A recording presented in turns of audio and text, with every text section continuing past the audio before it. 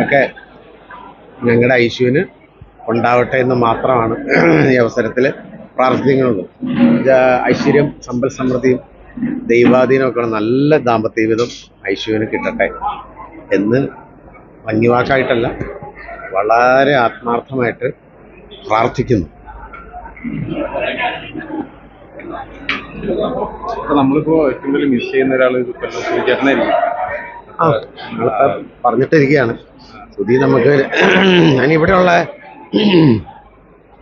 ആരും തന്നെ ഞങ്ങളൊരു ആർട്ടിസ്റ്റായിട്ടോ അങ്ങനെ കാണുന്നതല്ല. അല്ല, ഞങ്ങളെല്ലാം ഇത്ര വർഷങ്ങളായിട്ട് ഓരോ വീട്ടുകളിൽ പല പ്രശ്നങ്ങളുണ്ടാവും.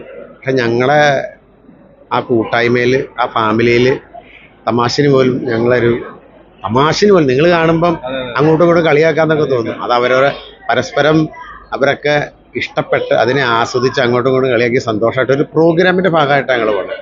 അതുകൊണ്ട് ഇപ്പം ഐഷു ഇപ്പം കല്യാണം കഴിഞ്ഞ് പോകുമ്പോൾ ഒരു വിഷമം തന്നെയാണ്. ഇത്രയും വർഷം, അത് ഒരു 6-7 വർഷത്തോളമായി. അപ്പം അത് ഞങ്ങൾക്ക് സന്തോഷത്തോടൊപ്പം വിഷമമുണ്ട്. എങ്കിലും നല്ലൊരു ജീവിതം കിട്ടിപ്പോവല്ലേ, സന്തോഷമായിട്ട് ഇരിക്കട്ടെ. ഐശ്വര്യയുടെ ഒരു മണവാട്ടിയെ കണ്ടപ്പോൾ ഒരുപാട് നാളത്തെ ഒരു പിന്നല്ലേ, ഞങ്ങൾ ഒരുപാട് നാളായിട്ട് ഐശ്വര്യൻ്റെയൊക്കെ കല്യാണം കാണാനൊക്കെ ആഗ്രഹിച്ചിരുന്നതാണ്. അതിപ്പോൾ ഇങ്ങനെ കണ്ടപ്പം ഭയങ്കര സന്തോഷമല്ല, ഞങ്ങൾ വന്ന എല്ലാവരും മിക്കവാറും തന്നെ ഫാമിലി ആയിട്ടാണ് വന്നത്. ഐശ്വര്യന് എല്ലാ ആശംസകൾ അർപ്പിക്കാനായിട്ട് എല്ലാവരും ഫാമിലി ആയിട്ടാണ്. ഓക്കെ.